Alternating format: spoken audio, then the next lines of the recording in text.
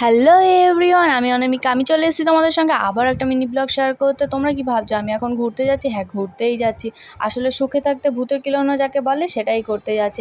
আরে দাঁড়াও তোমাদের সঙ্গে সবটাই শেয়ার করবো। তার আগে গাড়িতে পেট্রোল তো মেরে নিই। হাফ রাস্তা যেতে না যেতেই দেখছি গাড়িতে পেট্রোল শেষ। সেই জন্য আমরা পেট্রোল পাম্পে চলে এসে পেট্রোল মেরে নিয়েছিলাম। আর ওই যে বললাম সুখে থাকতে ভূতে কিলোনো, সেই জায়গাটায় পৌঁছেই গেছি।